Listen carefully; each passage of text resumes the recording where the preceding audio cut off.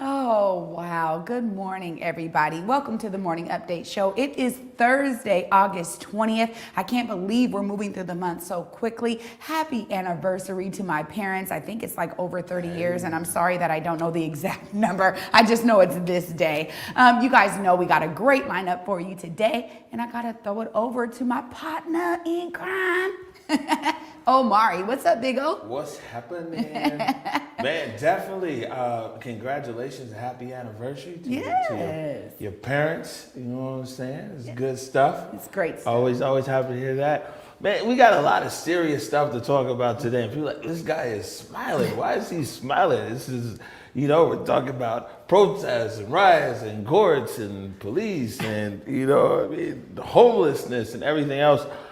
There's one thing that might be important than all the ails that trouble our dear Emerald City. And man, that's the Mariners won last night. That's what I'm talking about. They won 6-4 last night. And you see, this is how you do. You wear your Mariners stuff when they lose. You wear your stuff when they win. Daryl, can we play this clip, please, real quick?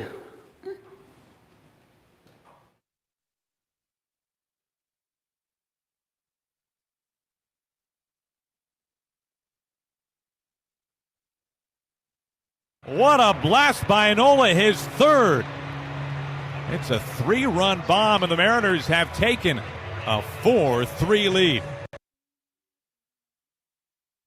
Austin Nola right there. Yo, the M's, they got a win last night. They play the Angels again tonight. It's a lot of serious stuff that's going on in the city, but we got to be able to smile about some things. So I'm definitely smiling today. Let's see if we can make a streak. Let's go. let's go for 2.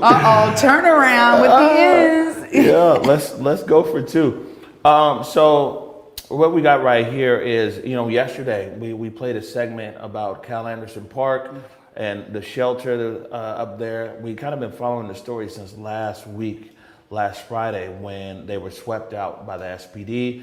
And then you were talking about yesterday, you were like, man, there's nobody engaging these people. There's nobody talking to them. They need human services and all this other kinds of stuff.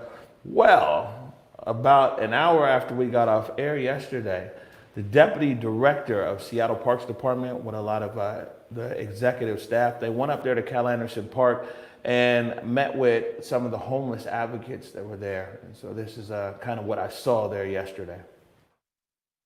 What are some of the objectives of your plan? What's your intended use of the space?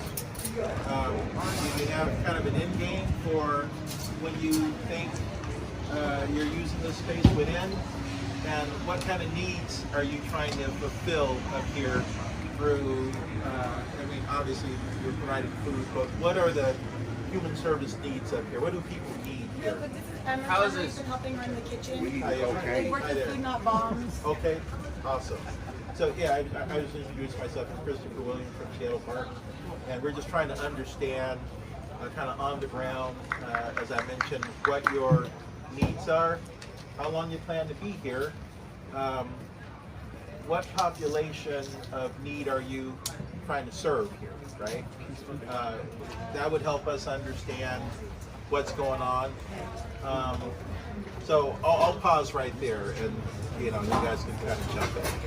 Yeah. I think one of the biggest needs that we need right now are mental health workers and social workers for the unhoused community. This is not a destination station. This is a place for people to come and get resources and get access to resources.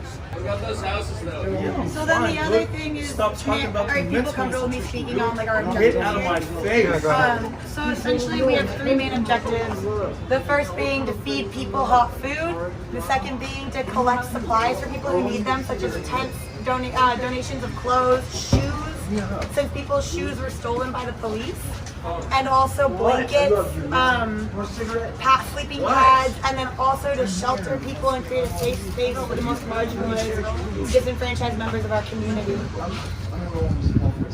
And the reason this space is important for that is because we have a kitchen, there is utilities attached to it, and there's also just physical shelter for people. So what I'm hearing is you need a space. So if there was another space, you would use that space potentially.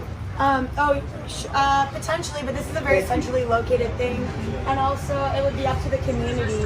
If the community thinks this is a good space, then this is a good space. Before, and years ago when I come here, I would feel safety in the bathroom, and for the first time in my experience in Cal Anderson, the bathroom is safe. We have sharps containers. Thankfully, Idris helped us get the sharps container over here serviced because it wasn't being serviced. We have clean needles for folks so they don't need to break open to the sharps containers. And we've seen that be successful in just the past couple of weeks. We have people who are willing to watch the doors for people so nobody goes in there if there's somebody in there. There's toilet paper for the first time that I've ever seen.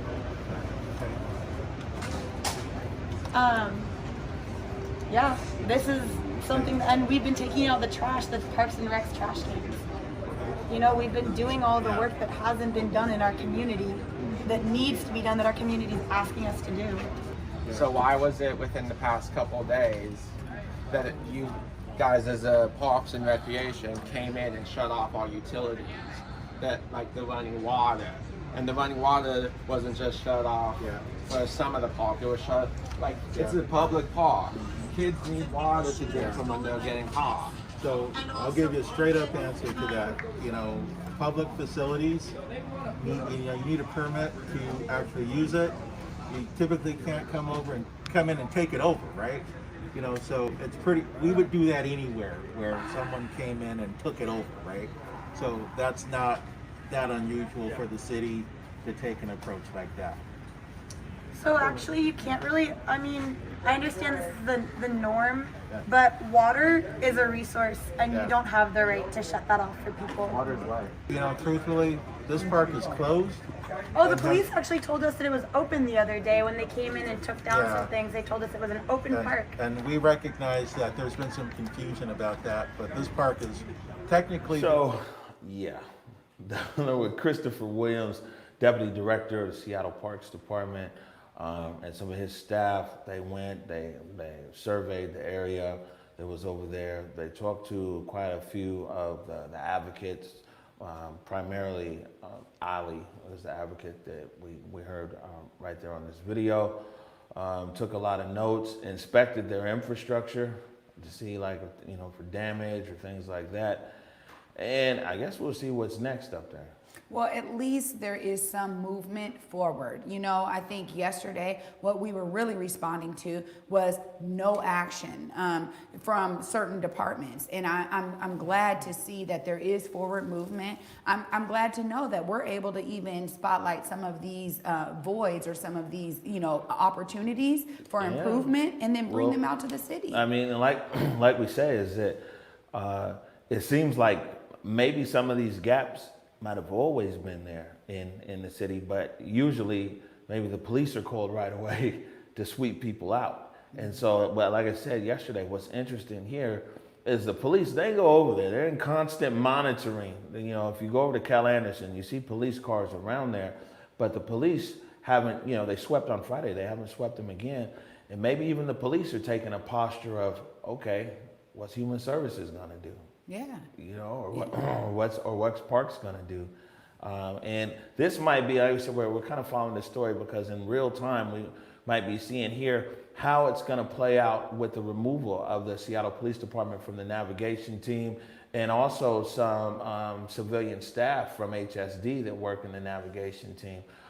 Matt Markovich from Como 4 talked to Mayor Durkin yesterday in length about a bunch of different topics, but right here is where the mayor brings up the navigation team and city council. You have a decision to make in terms of vetoing the rebalancing package from the council. Are you going to veto that package? I'm still looking at that, Matt. Obviously, I'm very concerned with a number of the things the council did in that package. I think their elimination of the navigation team and all the means we have to bring people inside out of homelessness, getting cut was the wrong way to go.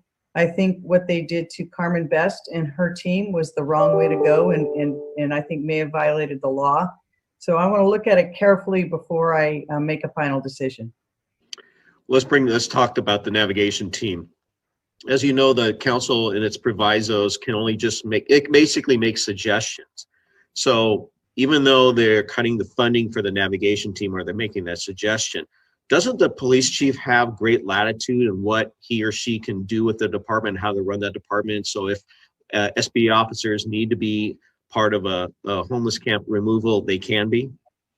So I think we're going to have to look at that, Matt, because I think that in some ways, the council was a little too cute. They made cuts and they made provisions, and they went in not just to the Seattle Police Department regarding the navigation team. They tried to eliminate a number of jobs in the Human Services Department that make our homeless program possible. So I really believe that, the city council has made its will very clear. It does not want us to move any encampments, regardless of what the public safety issues or the health safety issues. That puts us in a very difficult position. We want to look at what the provisos mean. We have to get an opinion as to what we're required to do versus what is suggested. But the bottom line is, I want to work with council. I want to work to find a collaborative way forward on some really difficult issues. Man, Durkin sound like Big Mama in them, huh? You think you cute? She said they got a little too cute.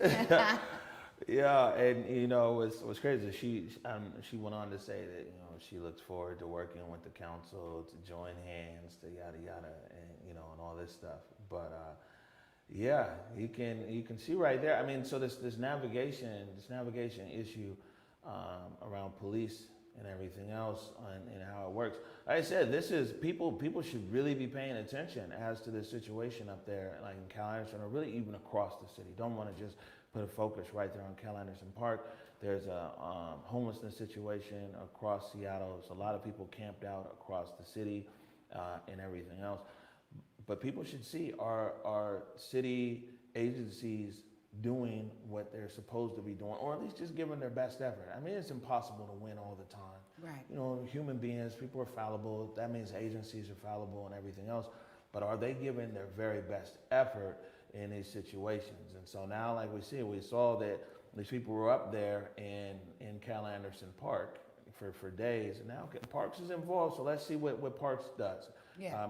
Christopher Williams, the deputy director, came with a listing here yesterday, and we'll see what occurs. I know that there's supposed to be another kind of meeting today as well at 1 o'clock, so we'll see what the outcome is. Well, I mean, she even just mentioned there too, that city council, there's several things that I really want to address here. Number one is that how is it that city council doesn't know what they can do? That's one thing. As a person, I'm wondering, do they get an orientation when they become a council member? Do they understand their actual authority and power and how to yield and wield it on behalf of their constituents? That's really my first concern, because it sounds like what council has been doing has been kind of throwing stuff on the wall to see if it'll stick, and that doesn't make me feel confident as a community member. That's my first point. Secondly, what Mayor Durkin just said there was that city council was looking to cut a number of jobs or a number of the budget from the Human Services Department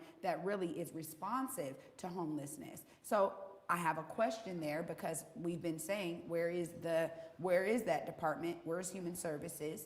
And in situations that are especially at a high level where there is visibility, Cal Anderson is one of them, and you're right, there are many homeless encampments throughout Washington, really. But in general, we're talking about the Emerald City. There's a lot going on in Seattle, and Cal Anderson is just one. But Cal Anderson right now has high visibility. There's a lot of people that are having their eyes on it. So ultimately, right now is the time for Human Services and the parks and city council and the mayor to really work together on issues that have high visibility so that people can see it play out in real time. This is what we're talking about with new normal. I think that you're right in terms of people being fallible, so agencies can be too. But us having transparency into who they're meeting with and how they're actually going forward to present some sustainability around homelessness, that's what's going to give the people some real resolve here. And I don't know that that's happening yet. I'm really excited to see that unfold, though. Yeah, City Hall right now has been quiet about a lot of stuff. I will say that I think it was Councilmember Strauss. He held a town hall meeting on homelessness. We weren't able to get it into this show, but we'll see if there was anything that we can clip out of that, and we'll put it on tomorrow's show. And so at least he's having a discussion about it. Speaking of City Hall being quiet on some things, though. And this is interesting here. So basically, Sundays a protest or riot, depending upon who you talk to here. We covered it on Monday. We had about 2 minutes of footage from Malcontent Tango, a live streaming group that covered it. And then the Seattle Police Department, they put out their body cam footage on Tuesday. Played that body cam footage on Wednesday, and what also had surfaced was a tape that Speculation released that showed a very violent arrest of, I guess you'd say, a suspect by the Seattle Police Department, by the bike patrol over there. Well, yesterday, the Seattle Police Officers Guild, SPOG put out a video, and they edited something kind of similar to what the Seattle Police Department did, except they put some music to it. And it's really more of a political ad. It's an ad for defund.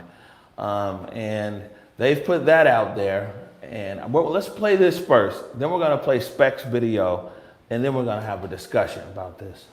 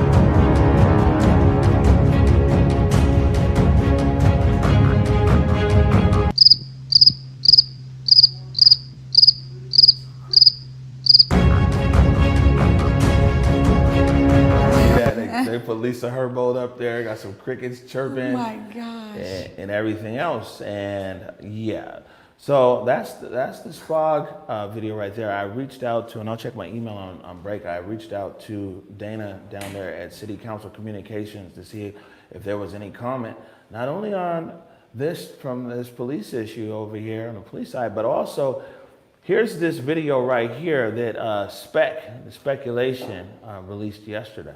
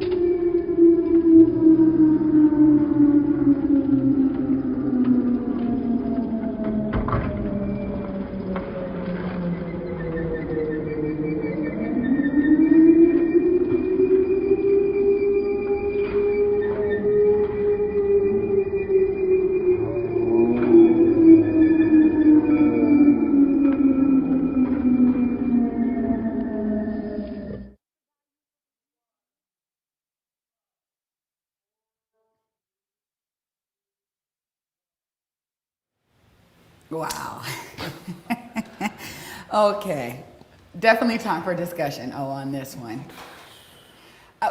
Let me just say that SPOG is very creative in their approach.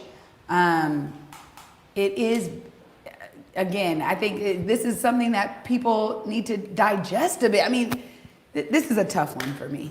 Well, I mean, I think that, Michael Solon came out yesterday and he called the protesters domestic terrorists. And that's one of the things that I put into,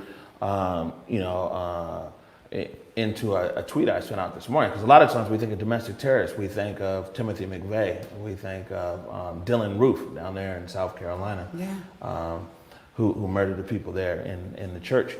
But that's the definition that he's rolling with, is domestic terrorists. But I would be interested, as a leader of an organization, as a spokesman and everything else, what is Michael Solon's position on the video that the spec released? Yeah. And also, would Mike Solon be supportive of that body camera being released? That, because clearly they were able to pull the body camera footage from one side very, very quickly. So it'll be interesting to see how long it takes from the body cam footage from the other thing there, from this violent arrest to come out. And the thing that I kind of put out there is because, we keep watching and these headlines, the headlines get more and more polarizing. Yeah. They get more and more polarizing out there. And we see that, there's different agendas all over the place. And is painting everything with a broad brush helpful for our city? It seems to me that it's not. Honestly, we keep diving into this, we keep diving into it. But literally, these kinds of tactics, and we know we're in election year, we know we're going to start to see a little bit of this, but this literally polarizing and dramifying the politics of all of it. I mean, some of the music choices just literally leveling up a bit of the drama. This is the way that they're responding. And honestly, I think you're so right to call on, hey, can we see the body cam footage from the other side? Because right now we can see both sides. One thing that I would say about that SPOG ad is the crickets. Yeah.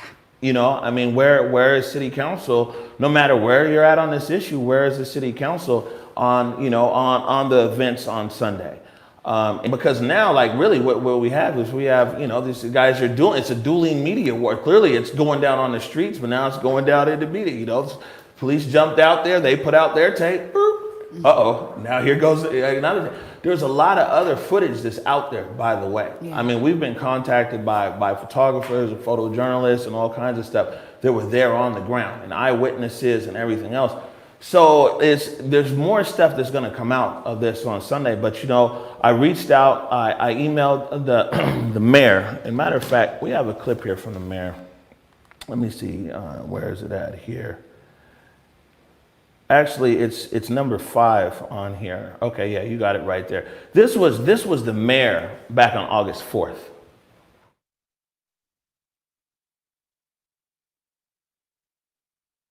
Who does use force inappropriately, the chief and I are united without any hesitation to say that officer will be investigated and this chief of police will hold them accountable. So, what's happening here is, like I said, all this stuff, it's this media, there's cameras everywhere, it's in the streets, it's a story that's not going to go away. And, City Hall is quiet. This is one of those things where, again, I think there's so much and we want to hear from so many people because all of this is really affecting multi-sectors. And that's what we're talking about here. We're talking about the fact that these issues are now spanning across all kinds of industry and sector, and it's going to be important to really hear from our council members how they're moving forward. I think a lot of this, for me, I'll say for me, what I'm used to is I'm used to them having to draft up language, and what they do is so bureaucratic. It's steeped in that, and unfortunately, it means that they take a long time to respond to something that should have immediate response. Also, but this is the thing too, is that this system has become so entrenched where nobody ever wanted to say that something is wrong or they're wrong or anything like that. And so, it's entrenched. You know, I mean, and if the mayor and the city's position usually is like protesters, they feel the protesters have done something wrong, they're very swift to come out and they'll condemn it. You know what I'm saying? I mean, guys trying to set a Starbucks on fire that has people living above it. You know what I'm saying? Then I mean, that's a wrong act. But man, so is punching somebody, a police officer punching somebody in the face. Like, I have no problem saying that, like, man, I don't think that it's okay to be throwing these fireworks over there. They're not regular fireworks. I mean, they're not like explosive, whatever, like these guys are saying either. You know, believe me, I've encountered everything. I've encountered the flash bangs, the fireworks and all that. So I can speak from experience out there. Man, yeah, that's not okay. And to punch this guy there in the face all these times and other officers blocking and all this other, that's not okay either. Why is it so difficult for people in positions of power to just be like, hey man, that's not right. But what we're gonna get now is the two-step. Yeah. We're gonna get the two-step. Well, you know, they're understanding that there might be incidents of whatever, so we advise people to call OPA, and OPA put under advisement. And I've talked to the people at OPA, and I've talked to the Inspector General as well to try to get a better understanding of how these systems work. But man, when something is wrong, it's just wrong. That's what Big Mama and them taught us, man. You know what I'm saying? And these guys are hiding behind all of these things just to say, like, man, if something's wrong, it's wrong. We had a show a month ago. Yes, it is very wrong to sit there. And like I said, if there's this apartment building where Capital, what's it, Roots Housing now? Yeah, Community Roots. Community Roots Housing. You know what I'm saying? They provide affordable housing. They're building, someone try to throw an incendiary device in there. It's like it's wrong to throw these flashbangs at people's heads.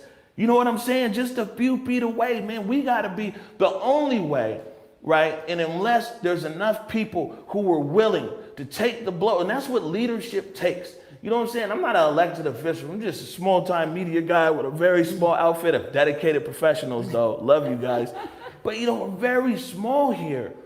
And, you know, I mean, we're not elected or appointed or anything like that, but can easily see that the only way forward on this issue that around our city right here is for leaders to do what leaders are supposed to do. Look out the window for credit. Look in the mirror for responsibility. You know? Period. I mean, man, the buck stops there. It's a small thing, but like we talked about, when I was wrong, when I was like, oh, the police have their streamer out there and this and that, I was going off on my stream. Turns out that it was Como's streamer. The next day, that Monday, I came on air. I said, hey, I made a mistake. I didn't realize that was Como's streamer. People, and a lot of the politicians and officials don't realize, most people in Seattle are actually reasonable people. Right. And if you just tell people what it is, it's like, yo, I mean, all of these agencies here are run by humans. So there's space for human error. Even the Human Services Department or whatever, it's run by humans. Right. Parks is run by humans. City Council, City Hall, maybe robots. You know what I'm saying? But all these, these guys, this is all human. So it's a space there. And instead of people exercising that sense of space and understanding, they're like, man, you know, either they didn't do anything wrong or they double talk it or something else.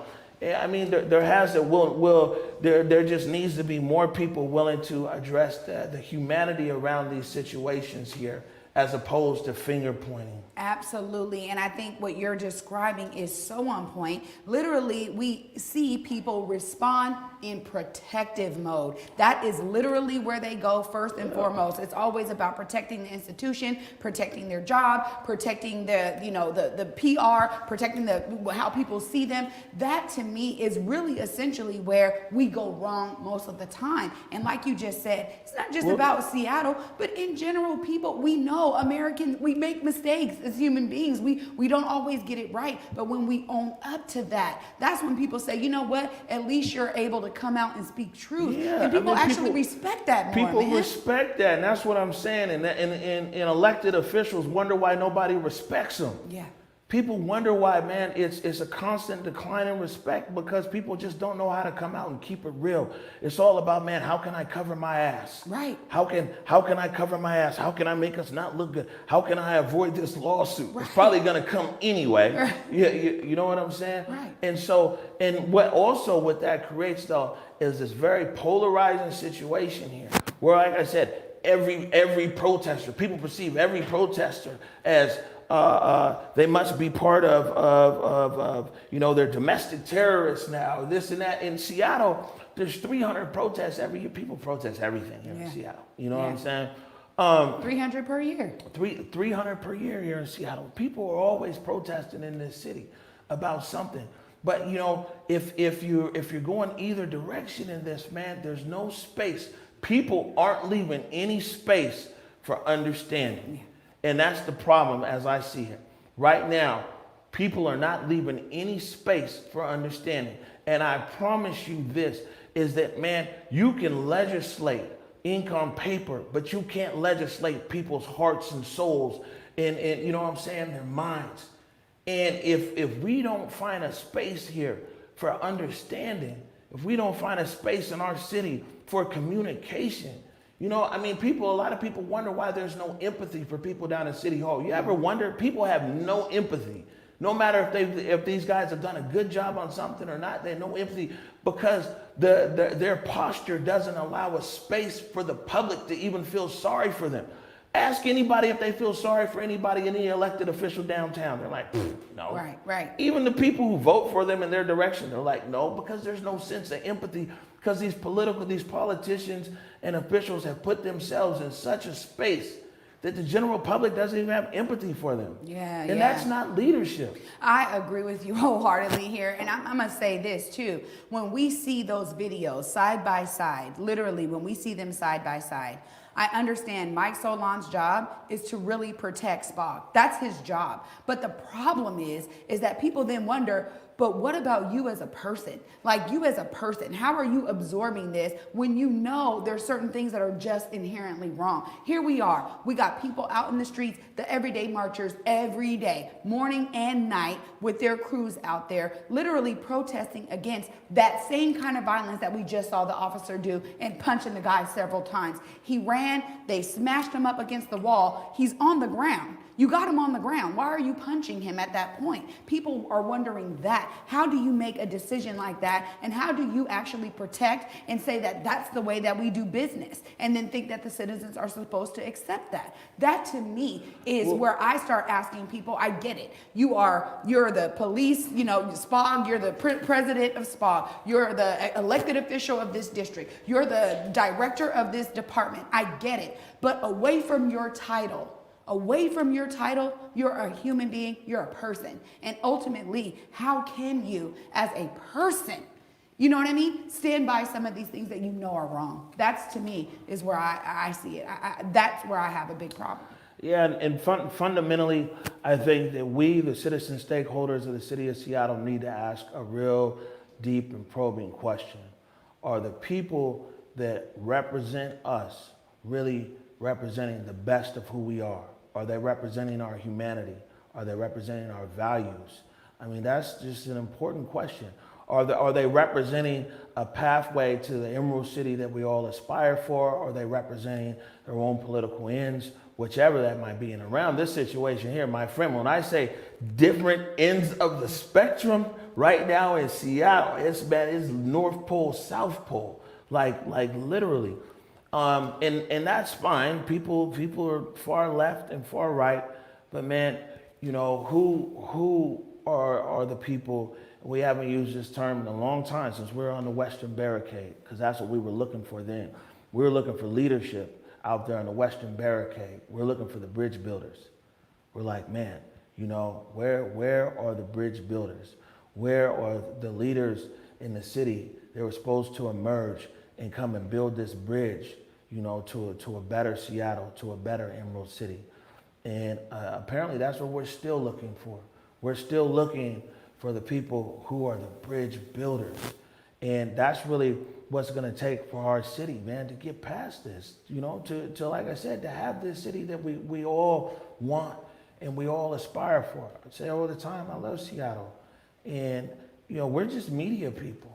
I mean, we're trying to do our part, but there's so many people that are in these positions, and I'm sure that they want to break free and just, do so many things. And I don't know what's holding them back or holding them down, but it would be very amazing and refreshing to just see honest and sincere leadership emerge. And irregardless, man, you can call right and call wrong. I think like a few months ago we had a show where I was like, man, what we need to all be able to do is call BS when it's needed, but also support other ideas and good ideas if they're not ours. Yeah. So just because somebody else has a good idea and it's not yours, doesn't mean that you can't support it. And when something is crap, you just need to say it's crap. Period. I think that, as a nation, we can all really learn from the legacy of John Lewis. We talk about this often in the course of his death, but I think that his passing, one of the things that we can begin to do as people is begin to try to understand the other side and come to some common ground. That's what's happening here, is that the common ground, the foundation for common ground, is not being built enough.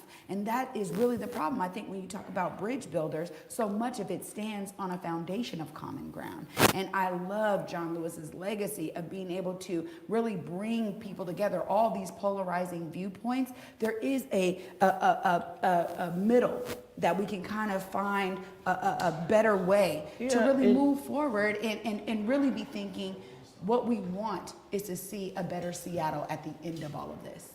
Yeah, I mean, I really feel like, for me personally and for Converge and our media professionals here that have been at it for a while, well before the protest, well before May 2020, is that this is a chapter in that book that we talk about. And so some people look at the protest and they see it as it's everything, it's all encompassing. But for us, Converge, and for what we represent in our community, this is a chapter in a book that's almost 140 years old that tells the story of Black people here in the city of Seattle. And so when you're looking at things from this wide perspective, this long perspective, I went to school, I got a degree in geology. And so, a geologist's timeline of things is very different than somebody else. You're like, oh yeah, that mountain range formed quickly. It was over like 4 million years. Right. Like 4 million years. So geologists, we look at things in a whole different kind of timeline. And when we look at this in the long game, from going back to William Gross, and the early settlement of the Central District to today, to what future may come. We look at it from a whole different perspective than a lot of other people might be just right here in this moment. This is the end all. This is important what we're going through. But when you can able to take a step back and say like, well, this is where we've come and this is where we want to go. And that's why it's like, I think this is an important moment in time for our city. And what a great platform right now. And we've been saying this for a few months. What a great time for those leaders that have just been hiding in whatever, that haven't had an opportunity unexposed. Now is your time. Now is your time for those people out there that can go and talk to the people in the streets, but can talk to City Hall and talk to council members. They can talk to the police or the union, but also talk to protesters. Talk to the people who are actually not even the protesters. People who are actually struggling out here. Where are the people? I think it's Kipling, his poem there. He said that you can basically walk with the common man and have an audience with the king. Where are those people? And these guys, they're so defined right now by their title or by their position or whatever. I mean, our city really needs leadership with people who aren't afraid to just get out there and just call it like it is. And I'm hoping, and clearly I'm a hopeful person. I still hope for the hymns every year. I'm hoping that those people and that type of leadership that our city requires will emerge. I agree with you wholeheartedly, and I think we're really speaking sentiments for many, many Seattleites, many Washingtonians, I'll even say. That's really true. I tell people, it's like, yeah, I do have an agenda. My agenda is based around humanity. My mom always raised me, she said, my mom always said, son, you'll always find what you're looking for. And you think about that, right, is that you don't notice your type of car. You go get a new car, then you notice how many other cars just like yours are on the road, because now you're looking for that car. You never noticed that car you had before, right? So much of life is you find what you're looking for. And, maybe call me naive or whatever, but, I'm looking for humanity in everybody. I'm looking for understanding. We say all the time, you don't have to agree, but let's make a commitment to understand. And the funny thing is when you set out to try to find humanity, a lot of times you end up finding what you're looking for, and man, I'm gonna continue to be optimistic. I'm gonna continue to look for the very best in our people here in Seattle, and I'm gonna continue to hope for the very best future for our city. You and me both, absolutely. All right, we're gonna take a short break right now. When we come back, Jossie Ross and Minty Long Earth, our buds over there at Indigenous Pirate Radio. Yeah, they talked to one of the co-founders of Black Lives Matter and asked a lot of questions, but they actually asked a question on our behalf. And our question, as you'll see here, we'll take a break, we'll introduce it, but our question was, are all the Black Lives Matter organizations connected, or are people just popping up saying that I'm Black Lives Matter? Very interesting response. Stay with us. We'll be right back. You're watching the Morning Update Show.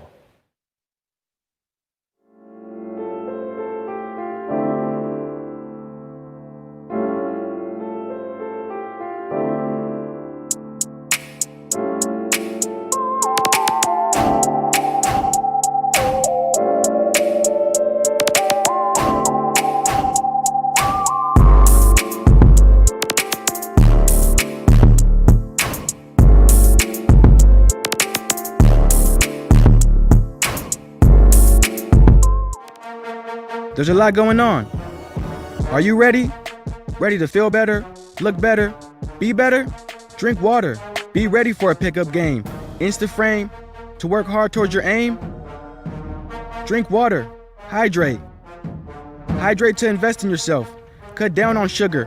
Invest in your health. Imagine the possibilities and reach your potential. Who knows what's next? Be ready. Be hydrated. Do you want to represent your city? Now you can. The City of Seattle's Democracy Voucher Program is now open. Candidates interested in using democracy vouchers to help finance their campaign for 2021 may begin qualifying now. In 2021, the mayor, city attorney, and the 2 city council at-large positions will be on the ballot. The Democracy Voucher Program has $6.8 million available for local candidates to fund their campaigns. Running a competitive campaign can be costly, and access to funding can serve as a barrier to entry for potential candidates. The Seattle Ethics and Elections Commission is offering one-on-one trainings for potential candidates who want to explore how to access the democracy vouchers. Interested candidates can contact the Democracy Voucher Program at 206-727-8855 or email democracyvoucher@seattle.gov. For more information, you can also visit seattle.gov/democracyvoucher. All right, welcome back to the Morning Update Show. Looks like we got time, but we'll jump right into this. It's about an 8-minute clip here, but it's very interesting. So basically, our buds over there at Break Dances with Wolves, the podcast, Jossie and Minty, they had an opportunity to talk to Patrice Cullors, and she is one of the co-founders of Black Lives Matter, the actual Black Lives Matter national organization. It was founded by 3 women years ago. And my question, they asked me, they said, well, hey, we're having on our podcast. Do you have a question? And my question was for them, and you'll see them ask them, is it like Black Lives Matter? Because it's a campaign and it's also an organization. There's so many different organizations though. So when there's a campaign, we see people in the streets, Black Lives Matter, right? But there's so many different organizations that actually have Black Lives Matter in their organization name. So and the thing is that a lot of organizations, they influence politics. They collect donations. They influence legislation. Is Black Lives Matter some of the satellites that you see in Seattle, Oregon, Washington, Alaska? Are they aligned with Black Lives Matter, the actual national organization? So this was a very interesting conversation that Minty and Jossie had right here with Patrice Cullors, one of the co-founders of the Black Lives Matter. So let me, before I get to the question from Converge, and ConvergeMedia is it's a brother named Omari up here, and he's a really, really good dude. And he has really pushed the truth as far as trying to give an alternative perspective to all the really, really demonizing images of the protesters here in Seattle. People would say, well, this is them doing some horrible, horrible thing, killing cats and smashing dogs and pushing old ladies down when they're walking crossing the street. And Omari would come with the images. No, this is actually what happened. Let me give you a little context. And he's been doing that very, very prolifically, and it's incredibly important work because we're talking about storytellers. And his storytelling ability, his genius, and his the brilliance that he's provided has been correcting the record, giving a much bigger record than what we're getting through mainstream media.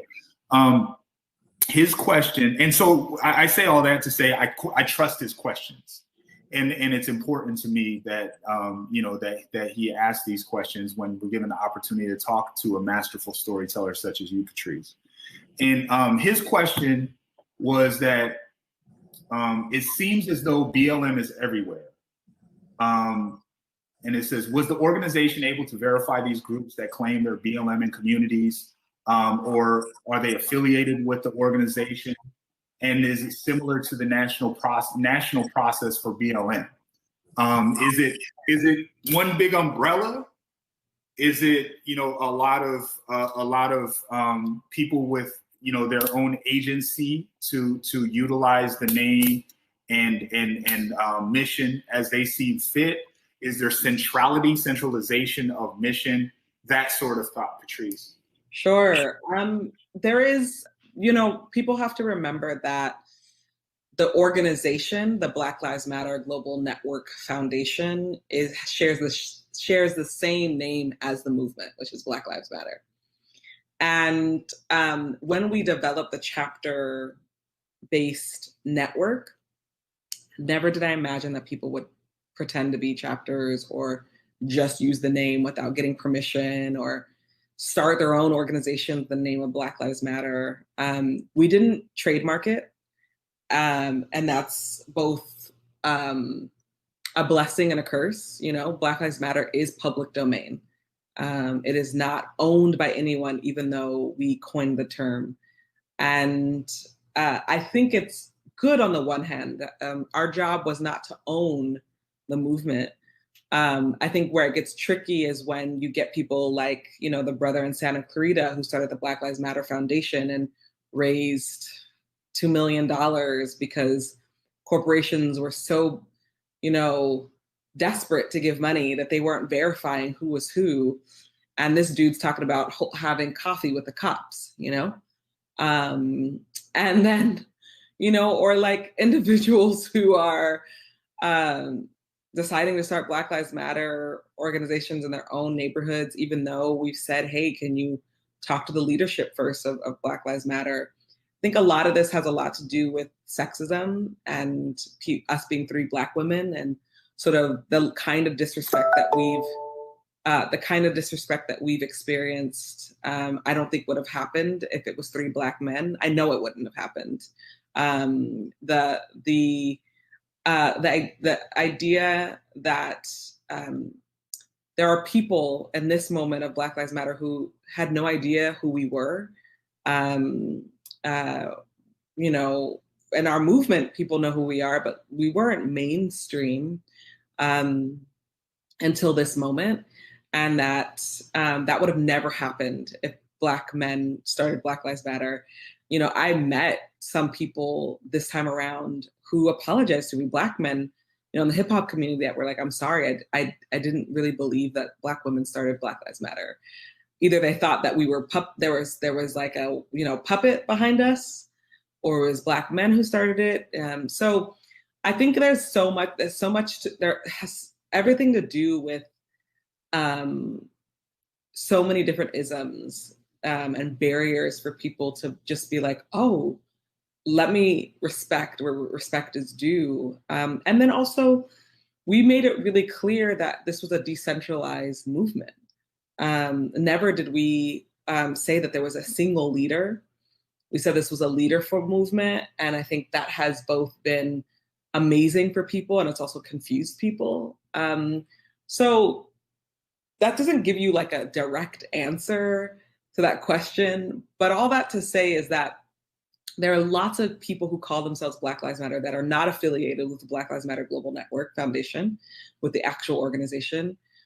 Tons of people who call themselves Black Lives Matter activists that are centering themselves versus, you know, Black people in the movement. And then there's people who, you know, kind of like jumped on the Black Lives Matter Black bandwagon and was like, I'm going to use this term because I know it'll give me more clout in certain spaces. Some people use it and they're not a part of the global network, but they're still amazing organizers. So it's like, it can be confusing. And I thought we were special. We're not, because the Panthers, if you talk to the Panthers, they say they experience the same thing. You know, there'd be Panther chapters in places, and they'd be like, those are not the Panthers. Like, that's not us. But we grew exponentially, more than we realized and more than we could sustain. And that's beautiful, and also creates its challenges. Just as a follow-up, it creates challenges. You use the word challenges, and I think that was a very specific word. But with like the brother in, when you say Santa Clarita, did you say? Do you seek recourse against people or organizations that are doing things that are outside the mission of Black Lives Matter? We have in the past. We have done a lot of that work. It's pretty exhausting. There was someone who was going around like in 2015, 2016, saying he was the president and CEO of Black Lives Matter, getting on CNN and everything. And we definitely shut that down. But in the most recent phase, like, we haven't had to do as much of that because, you know, the co-founders have become a kind of popular that we can say, hey, that's not us, and people get it. But yeah, we definitely have. We have historically, you know, checked people and also had conversations, and sometimes that worked. All right. And sometimes it didn't. Your thoughts? I saw this before when we were in production, so this is your first time seeing this one. I mean, this is the thing, is that I know when we were presented with the opportunity to ask a question, that immediately we wanted to try to clear up some of the confusion that I think is really happening in the community around the Black Lives Matter movement, particularly here in King County. And so I'm grateful to hear that answer from Patrice.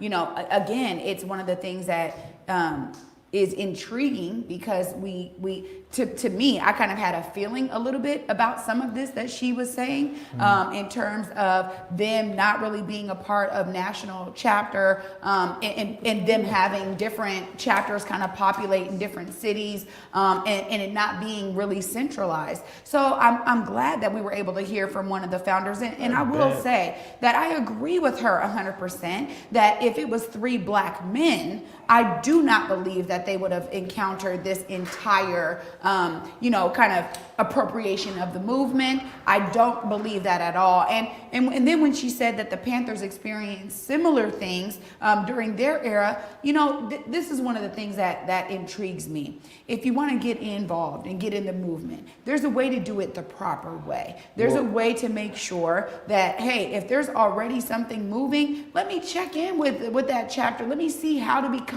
an affiliate so that we can be in alignment. But I think there's a lot, I think I agree with her wholeheartedly that there are a lot of people who may have some good intent, but sometimes the way they go about it doesn't really resonate well with the community. And I'm hoping that we can really hear from the Black Lives Matter movement here in King County. It would be great to understand their structure and what it is that how they created their organization if they are not a part of like kind of the national chain. Right, and it looks like we're getting a little signal interference here, but it's the top of the hour, so we're gonna end our show here in a moment anyway. But yeah, it would, and we apologize about that, by the way. But I mean, it's true in that, you know, I mean, because there's quite a few, even right here in Puget Sound, there's quite a few organizations that have the name Black Lives Matter in their name. And a lot of these organizations are impacting legislation. A lot of these organizations are collecting a lot of money. And, you know, just be interesting to see, like, I mean, who's aligned with who? You know, who's aligned with the national office there? Yep. Or with the national organization, or who's like, hey, well, man, we're just going to start our own thing here as Black Lives Matter. And it very well might be as well as who's objectives, whether you agree with BLM, their national platform or not, whose objectives locally are actually aligned with the BLM nationally, or whose objectives might be something totally different, but they're under the name Black Lives Matter. So again, we always talk about things not being monolithic and as they appear. That, I mean, even with the phrase, the Black Lives Matter and organizations, you know, we encourage people always continue to dig deeper. So big shout out to Jossie and to Minty for getting that question in for us. Yeah, absolutely. So appreciative. And this is, again, a showcasing of real community here. You know what I'm saying?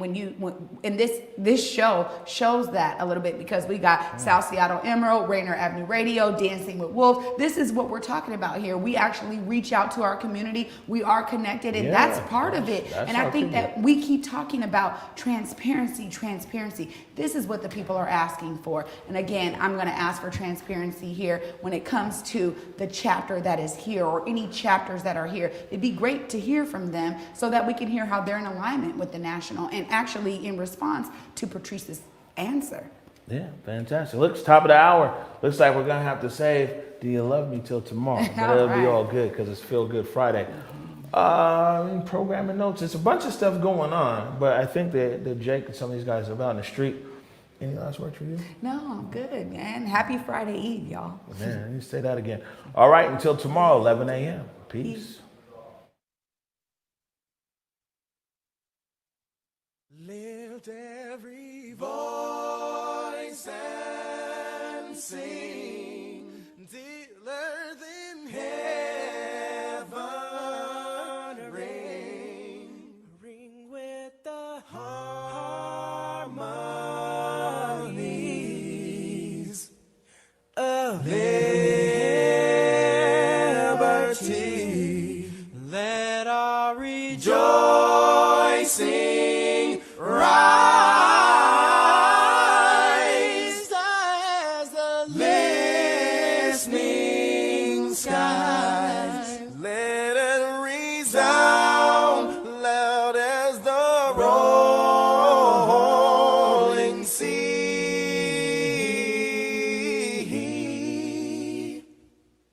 Sing a song full of the faith that the dark past has taught us. Sing a song full of the hope that the present has brought us.